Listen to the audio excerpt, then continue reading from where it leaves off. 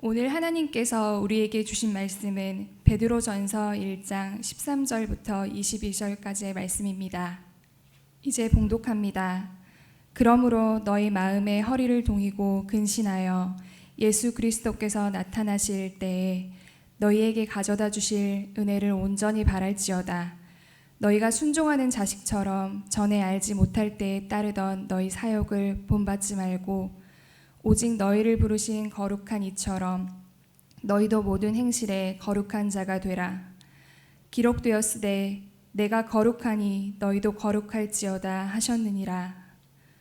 외모로 보시지 않고 각 사람의 행위대로 심판하시는 이를 너희가 아버지라 부른즉 너희가 나그네로 있을 때를 두려움으로 지내라.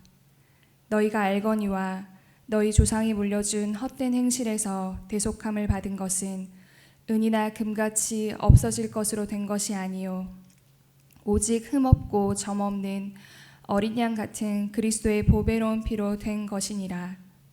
그는 창세 전부터 미리 알린 바 되시니나 이 말세에 너희를 위하여 나타내신 바 되었으니 너희는 그를 죽은 자 가운데서 살리시고 영광을 주신 하나님을 그리스도로 말미암아 믿는 자니 너희 믿음과 소망이 하나님께 있게 하셨느니라. 너희가 진리를 순종함으로 너희 영혼을 깨끗하게 하여 거짓이 없이 형제를 사랑하기에 이르렀으니 마음을 뜨겁게 서로 사랑하라. 아멘. 하나님께서 이 말씀을 통해 우리에게 은혜 주시기를 원합니다. 아멘. 요즘 우리가 할 수 있는 가장 귀한 단어 중에 하나가 위로와 소망이죠. 위로가 필요하고 소망이 필요합니다. 오늘 본문 베드로전서는 소망, 희망의 서신, 희망의 편지 이렇게 말할 수가 있습니다.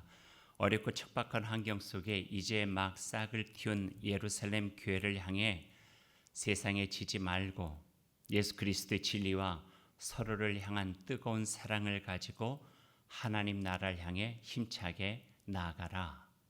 격려하면서 주신 말씀이 바로 베드로 서신서입니다. 우리가 알듯이 베드로 사도는 예수님 만난 후 참 파란만장한 삶을 살아왔던 제자입니다. 높고 낮음의 폭도 컸고요. 좌우로 흔들리는 폭도 매우 넓은 사람 중에 한 사람이었습니다. 첫 번째 제자였기 때문에 듬직하기도 했지만 그의 별스러운 성격은 보는 이로 하여금 좀 불안하게 만들었던 부분들도 있었습니다. 그러나 갈릴리 호숫가에서 예수님을 두 번째 다시 만나게 되죠.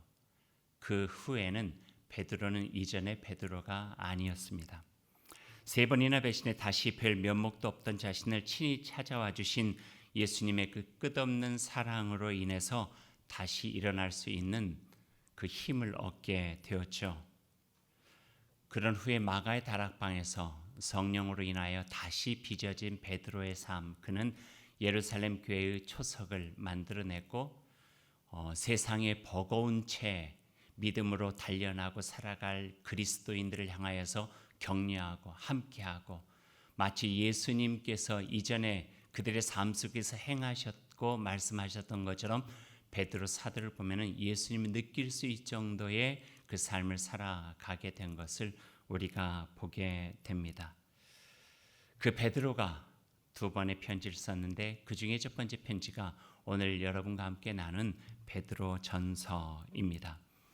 베드로 사도의 말씀을 들으면서 우리의 마음을 또 다른 소망으로 조율하고자 하는 마음으로 오늘 본문을 선택했습니다. 말씀 나누기 전에 여러분과 찬양 한 곡을 들었으면 좋겠습니다. 개신교 수도원이라 말하는 그 프랑스에 있는 떼제 공동체에서 부르는 짤막한 찬양입니다.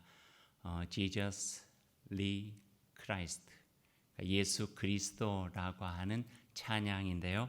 기억하실지 모르겠어요. 예전에 박동현 교수님 오셔서 신앙 사경회 할 때 그때 저희가 배워서 함께 불렀던 찬송인데 오늘 칠면 주보 위에다가 그 찬양을 놓았습니다. 원어로 들려드릴 거예요. 떼제 찬송.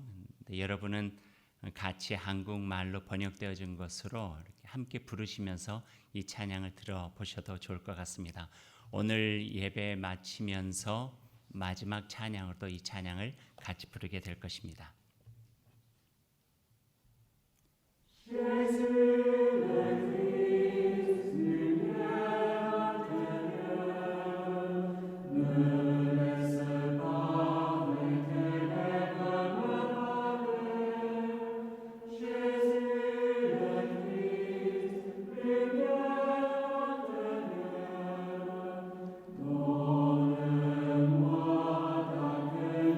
두 번 더 반복이 될 텐데요. 한번 한국말로 따라해 보죠.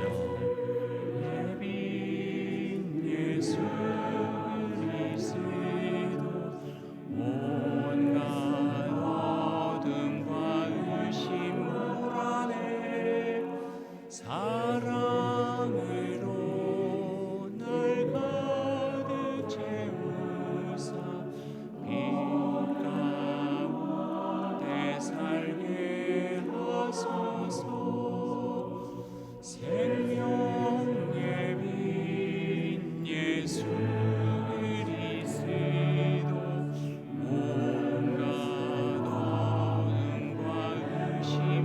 그리스도 온갖 어둠과 의심 몰아내 사랑으로 날 가득 채우사 빛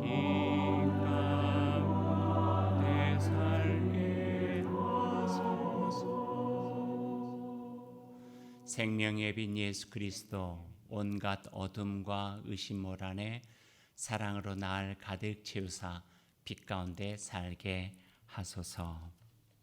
소망입니다. 우리가 이 시대에 품을 수 있는 소망이죠. 오늘 본문의 말씀을 보겠습니다. 오늘 본문의 말씀 13절은 그러므로 라는 단어로 시작합니다.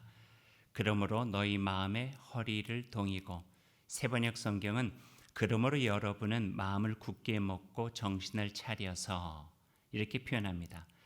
성경을 보면은요, 성경 구절 속에서 그러므로라고 하는 단어를 우리가 만나게 되는데 대개 그때 그리스도의 삶에 대한 명령입니다.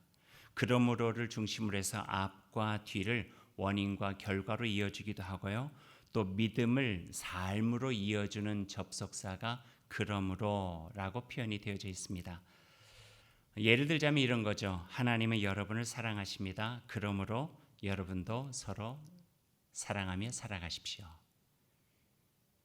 앞에 들어진 말을 마음에 새기면서 그러므로 나의 삶의 실천으로 나아가는 거예요. 예수 그리스도의 십자가의 사랑이 여러분을 구원하셨습니다. 그러므로 여러분은 이제 새로운 삶으로 나아가십시오. 그러므로는 삶을 우리를 격려하고 있습니다. 여러분은 이제 빛의 자녀입니다. 그러므로 빛의 자녀답게 살아가십시오. 그러니까 그러므로는 우리가 알고 있는 바를 사는 바로 연결해 주는 거예요. 믿음의 고백을 우리의 삶의 실천으로 이어질 때 그러므로라고 하는 단어를 사용하고 있는 것을 보게 됩니다. 오늘 읽은 사도 베드로의 편지도 마찬가지입니다. 13절부터 읽었지만 1장 1절에서부터 12절까지의 말씀 속에서는요, 여러분이 예수 그리스도 안에 있는 하나님의 구원의 기쁨을 맛보았습니다. 그분의 사랑이 얼마나 큰지를 경험하였습니다. 이제 여러분 안에 그리스도를 위해 살고자 하는 희망을 갖게 되었으니 그러므로 여러분은 이제 그 희망을 가슴에 품고 이렇게 살아가야 됩니다. 거룩한 자처럼 살아가십시오 라고 실천적 삶을 격려해내는 그 말씀을 오늘 우리가 본문에서 보게 됩니다. 아는 것에 끝나지 않는 삶의 바탕이 된 신앙의 모습으로 한껏 나아갈 수 있도록 격려해 주시는 거죠.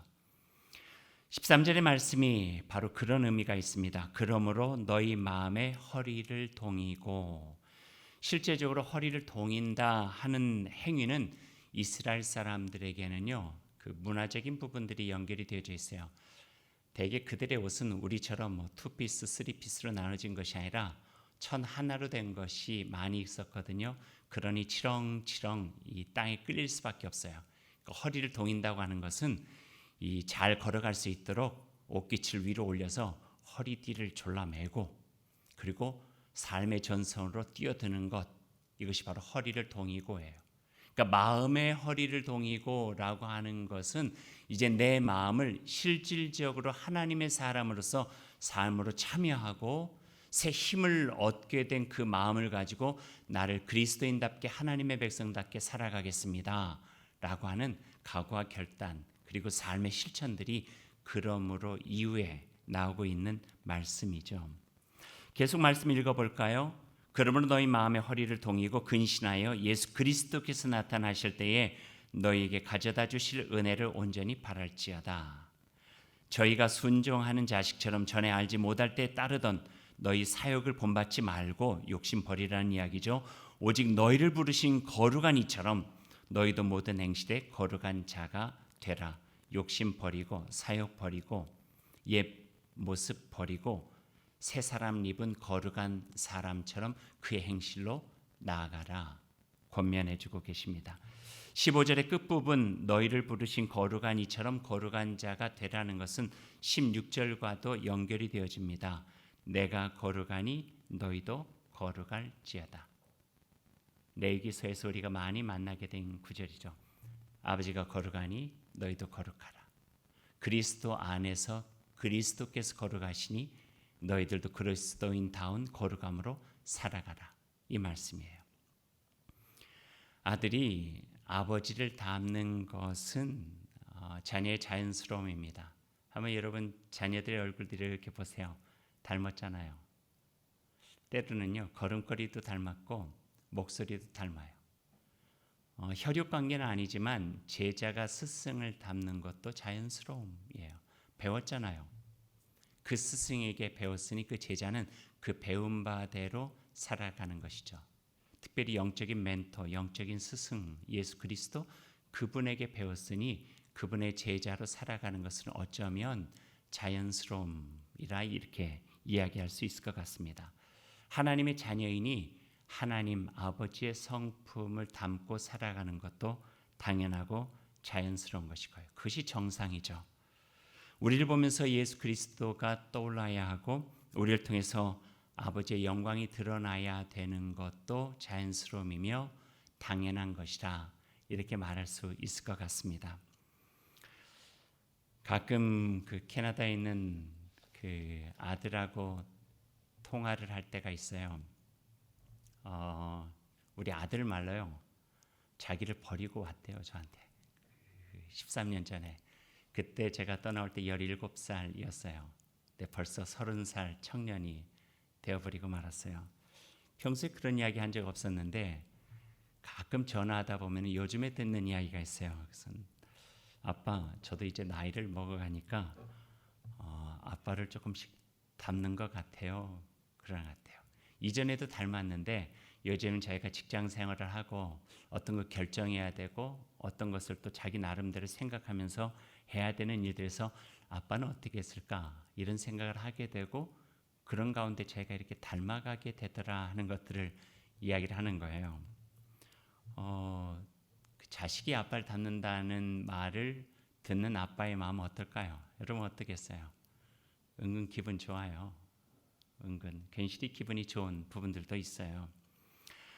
예수님을 만난 후에 그분을 자신이 닮고 살아가고 싶은 인생의 멘토로 삼은 어떤 논 신학자 한 분이 계셨어요. 몇 년 전에 92세로 돌아가셨어요. 그분의 책이 꽤 많은 영향력을 주었고 단편으로 나와 있는 그분의 책을 참 많이 읽었던 기억이 있어요. 요즘도 참 좋아하고요. 그분의 이름은 존 스토트 목사님이에요. 그분의 평생 좌우명 하나가 조금만 더 그리스도처럼이에요. 조금만 더 그리스도처럼. Little bit more like Jesus. 그게 그분의 삶의 좌우명이었고 마지막 설교의 제목도 조금만 더 그리스도처럼. Little bit more like Jesus. 나의 삶에서 조금만 더 아주 조금이라도 예수 그리스도를 닮고 싶다 하는 그 마음을 가지고 예수님 만난 이후에 평생을 살아오신 노신학자죠. 그분의 글을 읽어보면 그러기 위해서 조금만 더 예수 그리스도를 닮기 위해서 자기의 삶의 세 가지를 노력을 했대요. 아주 단순한 거예요. 첫 번째는 그분을 더 알기 위해서 말씀을 더 깊게 읽었대요. 그런 가운데 자기 안에 형성되어지는 예수 그리스도, 그분의 성품을 담게 되었다. 또 한 가지는 그분과 대화하고 싶어서 기도하는 시간을 가졌대요. 그 기도 가운데에서 그분이 내 안에서 나에게 들려주고 계시는 말씀을 들을 수 있게 되었다. 세 번째는 성서 속에서 만난 그분이 하신 일들을 나도 조금씩 해나갈 수 있도록 노력했대요. 가난한 자와 함께하는 일, 어려운 자를 돕는 일, 하나님의 사랑으로 이웃을 돌보는 일, 용서하는 일, 참아내는 일, 구원의 소망을 품고 살아가는 일. 그러다 보니까 언젠가 나도 모르게 많은 사람들이 나에게서 선한 영향력, 신앙의 영향력을 받고 살아가게 되었다. 그렇게 표현을 해요. 그리고 그분이 쓴 인상 깊은 구절 하나가 내가 지금 받고 있는 존경도, 신뢰도, 내 자신의 삶을 돌아가면서 얻게 된 자부심과 보람도 Little bit more like Jesus. 예수님을 조금 더 닮기 원하는 나의 삶 가운데 하나님께서 주시는 참 고마운 선물이었다. 이런 표현을 하는 것을 보았습니다. 그런 선물은 믿는 사람이라면 누구나 다 받고 싶잖아요.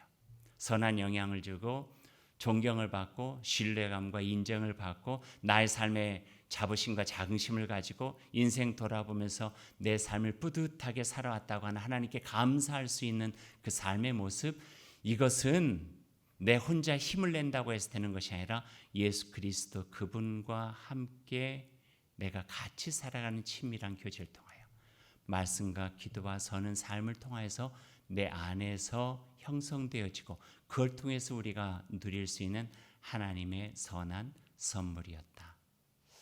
오늘 이 말씀이 오늘 본문의 말씀과 연결해서 우리에게 들려지고 있습니다. 이런 기대와 이런 마음이 우리 안에도 있어서 Little bit more like Jesus, 예수 그리스도 그분을 조금 더 닮기 원하는 삶의 애씀들이 우리 삶 가운데 있었으면 좋겠습니다. 그러면서 오늘 본문의 마지막 부분에서 베드로 사도는 그러면 예수 그리스도 닮기 위해서, 그분의 거룩함을 닮기 위해서, 거룩한 삶을 살기 위해서는 우리가 어떻게 해야 되는가? 애쓰는 방향 네 가지를 아주 담백하지만 분명하게 우리에게 가르쳐주고 계십니다. 그것이 바로 22절의 말씀이에요. 함께 읽을까요? 22절 말씀 한번 보시죠. 같이 있습니다. 너희가 진리를 순종함으로 너희 영혼을 깨끗하게 하여 거짓이 없이 형제를 사랑하게 이르렀으니 마음으로 뜨겁게 서로 사랑하라. 표준 세번역 말씀은 더 잘 설명하고 있습니다. 여러분은 진리에 복종함으로써 영혼을 정결하게 해서 꾸밈 없이 서로 사랑하게 이르렀으니 순결한 마음으로 서로 뜨겁게 사랑하십시오. 이렇게 표현하고 있어요. 이 말씀에 나타난 거룩한 삶을 향한 네 가지 노력들을 보면은요. 첫 번째는 진리에 순종하는 일, 진리에 나의 삶을 맞추어가는 일. 두 번째는 영혼을 깨끗하게, 영혼을 정결하게 지키는 일. 세 번째, 거짓 없이 형제 자매를 사랑하는 일. 그리고 네 번째는 더 나아가 순결한 마음으로 서로 뜨겁게 사랑하는 일. 십자가의 사랑 안에서 서로를 뜨겁게 사랑하며 서로를 위로하고 힘이 되어주는 일. 이것이 바로 네 가지 거룩한 삶을 향한 노력들이다. 이렇게 표현하고 있어요. 네 가지는 우리에게 익숙한 단어 셋으로 좀 요약해 올 수 있을 것 같아요. 조금 머쓱한 것은 이 단어 세 가지를 제가 조금 정리해서 만든 문구가 있거든요. 바로 신실과 진실과 성실이에요. 하나님 앞에 신실하여 부끄러움이 없고, 이웃에게는 진실하여 거리낌이 없고, 내 자신에게는 성실하여 후회함이 없자. 이 세 가지의 단어로 요약해 볼 수 있을 것 같아요. 이걸 또 두 가지로 요약을 해볼 수 있을 것 같아요. 하나는 마르지 않는 샘이고 또 하나는 아낌없이 주는 나무죠. 마르지 않는 샘처럼 우리 안에서 솟아나는 하나님의 은총과 사랑을 깊게 경험하는 일, 하나님과의 친밀한 교제겠죠. 아낌없이 주는 나무, 내가 경험한 하나님의 사랑과 은혜를 깊게 내 마음에 새기고 나를 통해서 일하고자 하시는 하나님의 뜻에 합당하게 그분의 나라를 위하여서 이 땅에서 아낌없이 주는 나무처럼 살아가는 일. 쉽지는 않겠지만 이 삶을 통하여 거룩함이 이루어지고 이 삶을 통하여 조금 더 예수 그리스도를 닮아가는 아름다운 삶이 이루어진다. 우리에게 말씀해 주고 계십니다. 오늘 말씀을 맺죠. 책 이야기 하나를 하고 여러분 오늘 말씀 맺으려고 합니다. 비가 많이 내려서 산책은 할 수 없으니까요. 책 이야기로 산책을 대신해도 될 것 같아요. 누군가 저에게 네가 몇 년 동안 읽은 책 중에서 가장 감명 깊게 읽은 책이 무엇이냐 묻고 한번 소개해보라 하면은 주저하지 않고 이 책을 소개할 마음이 저에게 있습니다. 이 책의 제목은 가뭄비 나무의 노래라고 하는 책이에요. 저자는 마틴 슬레스케라고 하는 독일 바이올린을 제작하는 그 장인이 쓴 책이에요. 여러분에게도 권하고 싶은 참 좋은 책인데요. 가뭄비 나무의 노래. 가뭄비 나무라고 들어보셨어요? 혹시 가뭄비 나무라고 하는 노래, 그 나무에 대해서 들어보셨어요? 저도 이 책을 통해서 처음 알게 됐어요. 굉장히 생소한 나무 이름인데요. 이 나무는 이런 거예요. 세계에서 두 번째로 긴 산맥이 북아메리카에 있는 로키 산맥, 그러니까 미국에서부터 시작해서 캐나다로 북쪽으로 쭉 뻗어 있는 산맥이 로키 산맥인데요. 이 산맥 끝자락 3,000m에서 3,500m 높이에는 나무가 살 수 있는가 없는가를 판단할 수 있는 한계점이 있대요. 그것을 수목 한계선이라고 하는데 그 수목 한계선에서 자라는 나무가 이 가뭄비 나무예요. 이곳의 바람은 칼바람처럼 매섭고 눈보라가 심해서 나무가 자라기에는 형편없는 상황이래요. 이런 거친 환경을 극복하고 살아남는 나무, 그 나무가 가뭄비 나무예요. 가뭄비 나무에는요 별명이 붙어 있는데 그 첫 번째 별명은요 무릎 꿇는 가뭄비 나무 이렇게 붙어 있대요. 그 형태 때문에 그래요. 이 나무는 그 살아날 수 없는 환경 속에서 살아내려고 하니까 이파리를 다 떨어뜨리고 웅크려 있는 것만 같은 그 모습을 가지고 있어요. 그 한계를 이겨내기 위해서 끝까지 살아남기 위해서 스스로 몸을 비틀고 웅크린 모습으로 마치 땅에 무릎을 꿇고 있는 것 같이 생겼다 해서 사람들이 무릎 꿇는 나무, 가뭄비 나무 이렇게 이름, 그 별명을 붙여줬대요. 어떻게 생겼는지 궁금하시죠? 제가 사진을 보여드릴게요. 이렇게 생겼어요. 어떤 느낌이 드세요? 웅크려 있는데 기도하는 모습 같아요. 그 참담한 환경 속에서, 거친 환경 속에서 생명을 유지하기 위해서 애를 쓰다 보니까 그 모습이 저렇게 만들어지고 말았어요. 가뭄비 나무에는 또 하나의 별명이 붙어 있는데요. 그 별명은 흑피목, 검은피 나무, 이런 별명이 붙어져 있어요. 혹한의 시간을 버텨내다 보니까요. 조금 보셨지만 그 거칠고 투박한 나무 색깔이 마치 검은 피를 흐리고 있는 모습과 같다 해서 검은 피 나무라는 이름을 갖게 되었고, 이건 정설은 아닌데요. 그 검은 피라고 하는 어감이 별로 좋지 않아서 가문비라고 하는 말로 바뀌어져서 가문비 나무라고 하는 이름을 얻게 되었다. 이런 제가 글을 보기도 했어요. 이 나무가 어디에서 유명한지 아세요? 저 모습만 가지고 유명한 게 아니라 이 가붐비 나무의 노래를 쓴 이 저자 마틴 슬레스키가 하는 일이 바이올린 제작이에요. 바이올린을 제작할 때 가장 최상급의 나무로 사용되어지는 명품 바이올린을 만드는 나무가 이 가뭄비 나무래요. 가뭄비 나무. 왜냐하면 웅크려 있다 보니까 생존하려다 보니까요. 내부의 밀도가 굉장히 촘촘해지면서 그 하나하나의 좁은 구멍들이 공명이 되어져서 우리가 수억, 수십억 되어지는 우리가 잘 알고 있는 명품 바이올린이 있죠. 뭐 스트라디바리우스, 과르니에르 뭐 이런 명품 바이올린이 다 이 나무로 만들어져 있다 하는 거예요. 이 나무가 가지고 있는 의미가 있어요. 이 책 가문비 나무의 노래라고 하는 이 책의 부제는요, 아름다운 울림을 위한 마음 조율이라고 하는 부제를 갖고 있고, 그 책에 나와 있는 한 대목을 제가 여러분에게 소개해 드릴게요. 어렵다고 모두 해가 되는 것이 아니고 쉬운 것이 모두 축복은 아닙니다. 기름진 땅 저지대의 온화한 기후에서 나무들은 빠르게 쑥쑥 자라지만 울림은 부족합니다. 적박한 환경은 나무가 생존하는 데 고난이지만 울림을 갖게 하여 노래하는 나무를 만들기에 좋습니다. 편한 마음, 게으른 마음으로 어떻게 하나님을 찾을 수 있을까요? 마음이 게으른 사람의 삶에는 울림이 없습니다. 그 울림은 하늘로 오르기 위해 입을 떨궈내고 하나님을 찾는 그 마음을 통해 얻어지는 선물입니다.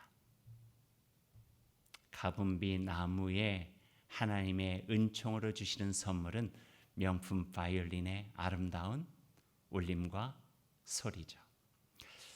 어려운 시간을 우리가 보내고 있습니다. 막막해요. 언제 끝날지 모르겠어요. 백신이 만들어진다 끝날까요? 그게 끝은 아닐 것 같다는 힘겨운 마음도 들어요. 여러분에게 또는 우리 자신에게 희망과 용기를 어디서 얻을 수 있을까? 종식에서 얻을 수 있을까? 보다는 웅크려 있는 이 시간을 통하여서 우리의 밀도는 조밀해지고 그 가운데에서 하나님의 은총을 통해서 나는 울림, 하나님께 드려지는 노래가 있다고 하는 것을 우리가 안다면 이 시간은 그저 버티는 시간은 아니리라 여겨지게 됩니다. 내적인 영적인 밀도를 더욱 조밀하게 만들어서 이 시간을 통해서 더욱더 성숙하고 조율된 우리의 삶을 향해서 주님께 주신 노래를 부를 수 있다면 어쩌면 지금 힘겨운 시간이겠지만 이 시간은 시간 나름대로의 의미가 있고 이 시간을 지나는 우리의 삶 가운데 함께 하시는 하나님의 또 다른 은총과 사랑의 선물도 분명히 있으리라 하는 그런 마음을 갖습니다. 꼭 코로나19나 어쩌면 이런 폭우와 같은 재난이 아닐 거예요. 개개인이 가질 수 있는 인생의 험난한 과정이 있겠죠. 수목 한계선처럼 내가 살 수 있는가 없는가에 대한 어떤 그런 아슬아슬한 순간도 있겠고 나의 삶이 절망 속에서 힘들어가지고 버텨내야만 되는 시간도 있겠고 그러나 그 가운데서 우리의 영적인 밀도를 조밀하게 만들어서 그 가운데서 만난 하나님으로 인하여 우리의 삶이 노래가 될 수 있다고 한다면은 우리는 가문비 나무처럼 굴림을 통하여 하나님께 영광되고 우리는 또 다른 빛으로 세상의 어둠을 물리쳐 갈 수 있는 하나님의 소중한 도구가 될 수 있음을 믿습니다. 오늘 우리에게 주시는 하나님의 말씀입니다. 말씀 전에 부른 찬양으로 기도하는 마음으로 우리 함께 이 시간 같이 찬양하시죠. 3번 반복해서 같이 찬양하겠습니다. 주보를 펴시고 같이 찬양하십시다.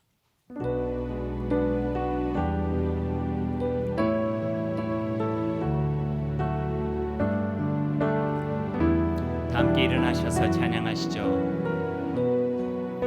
생명의 빛 예수 그리스도 온갖 어둠과 의심 몰아내 사랑으로 날 가득 채우사 빛 가운데 살게 하소서.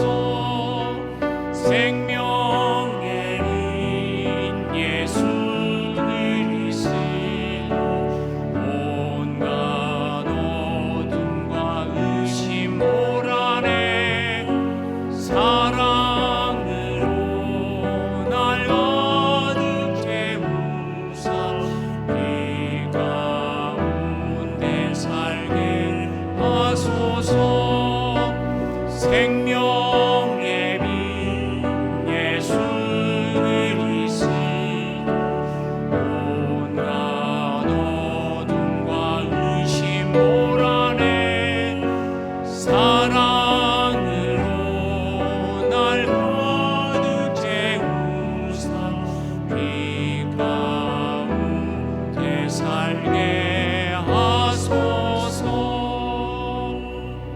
한 1분 정도 우리 마음 모아서 기도하십시다.